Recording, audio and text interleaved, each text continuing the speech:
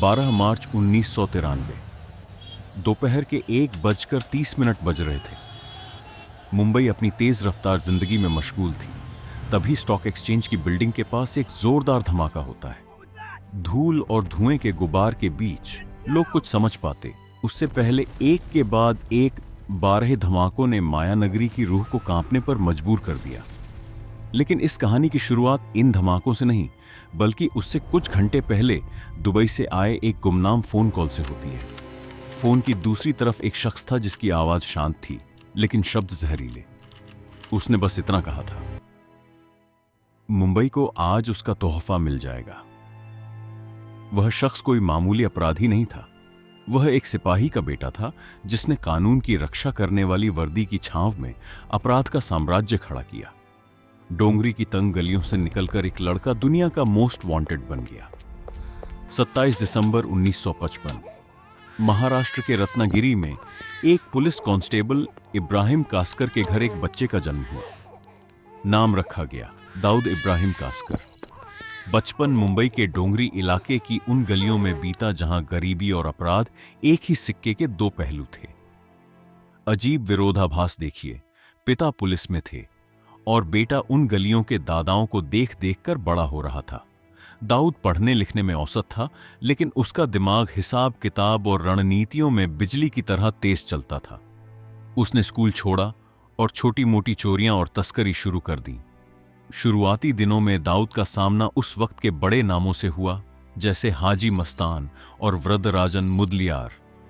लेकिन दाऊद को किसी के नीचे काम करना पसंद नहीं था।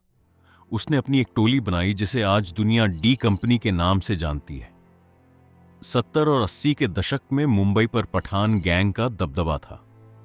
करीम लाला इस गैंग का सरगना था। दाऊद और उसके भाई साबिर इब्राहिम ने पठान गैंग की बादशाहत को चुनौती देना शुरू किया। यह सिर्फ पैसों की लड़ाई नहीं थी, यह मुंबई के तख्त की लड़ाई थी।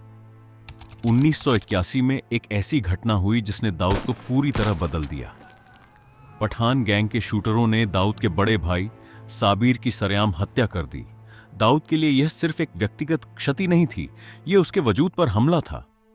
कहा जाता है कि साबिर की मौत के बाद दाऊद घंटों रोया नहीं बल्कि खामोश रहा, और वह खामोशी एक भयानक तूफान की दस्तक थी। उसने कसम खाई कि वह पठान गैंग का नामो निशान मिटा देगा। एक एक करके उसने अपने भाइयों की मौत का बदला लेना शुरू किया। यहीं से शुरू हुआ मुंबई का वह गैंग वॉर, जिसमें गोलियों की आवाज रोजाना की बात हो गई थी। जब मुंबई पुलिस का दबाव बढ़ा तो 1986 में दाऊद ने भारत छोड़ दिया और दुबई को अपना नया ठिकाना बनाया। लेकिन यह उसकी हार नहीं थी, बल्कि उसके साम्राज्य का विस्तार था। दाऊद ने अपराध को एक कॉरपोरेट शक्ल दी। उसने तस्करी, सट्टेबाजी और फिरौती के धंधे को इस तरह व्यवस्थित किया कि उसे कंपनी कहा जाने लगा। दुबई में बैठकर वह मुंबई को कंट्रोल करता था। बड़े बड़े फिल्म सितारे, राजनेता और बिजनेस टाइकून उसकी महफिलों की जिन्नत बनने लगे। वह अब सिर्फ एक गैंगस्टर नहीं रहा था, वह एक अंतर्राष्ट्रीय सिंडिकेट का मालिक बन चुका था। उसकी पहुंच अब हथियारों के सौदों तक हो चुकी थी। दाऊद की कहानी में सबसे काला अध्याय 1993 का है। 1992 के दंगों के बाद दाऊद ने अपनी पहचान एक मसीहा के तौर पर पेश करने की कोशिश की। पाकिस्तान की खुफिया एजेंसी आईएसआई ने इस मौके का फायदा उठाया। आरोप है कि दाऊद ने आईएसआई के साथ मिलकर मुंबई को दहलाने की साजिश रची। आरडीएक्स पहली बार भारतीय धरती पर इतने बड़े पैमाने पर इस्तेमाल हुआ। उन धमाकों ने न केवल 257 बेगुनाह लोगों की जान ली, बल्कि दाऊद की छवि को स्मगलर से बदलकर आतंकवादी की कर दी। यहीं से दाऊद और छोटा राजन के बीच दरार पड़ी। राजन ने खुद को देशभक्त डॉन घोषित किया और दाऊद का साथ छोड़ दिया। दाऊद सिर्फ अंडरवर्ल्ड तक सीमित नहीं था। 80 और 90 के दशक में शारजाह के क्रिकेट मैचों में दाऊद का दिखना आम बात थी। सट्टेबाजी का बाजार उसके एक इशारे पर ऊपर नीचे होता था। इतना ही नहीं, बॉलीवुड पर दाऊद की पकड़ इतनी मजबूत थी कि फिल्मों की कास्टिंग से लेकर रिलीज की तारीखें तक दुबई से तय होती थीं।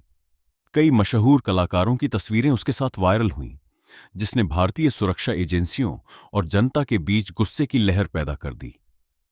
1993 के बाद दाऊद ने पाकिस्तान को अपना सुरक्षित ठिकाना बनाया। कराची के क्लिफ्टन इलाके में उसका आलीशान बंगला व्हाइट हाउस हमेशा चर्चा में रहा। भारत ने बार बार सबूत दिए, लेकिन पाकिस्तान हमेशा मुकरता रहा। आज के दौर में दाऊद इब्राहिम एक रहस्य बन चुका है। कभी खबरें आती हैं कि उसे झर दे दिया गया, कभी कहा जाता है कि वह गंभीर बीमारी से जूझ रहा है। सुरक्षा विशेषज्ञों का मानना है कि दाऊद का नेटवर्क अब भी सक्रिय है, जो नशीली दवाओं और नकली मुद्रा के कारोबार में लगा है। लेकिन उसकी ताकत अब पहले जैसी नहीं रही। दाऊद इब्राहिम की कहानी हमें क्या सिखाती है?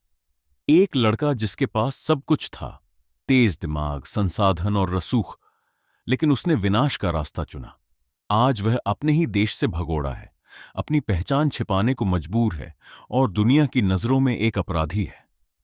डोंगरी की उन तंग गलियों से निकला वह रसूख आज कराची के किसी बंद कमरे में कैद होकर रह गया है।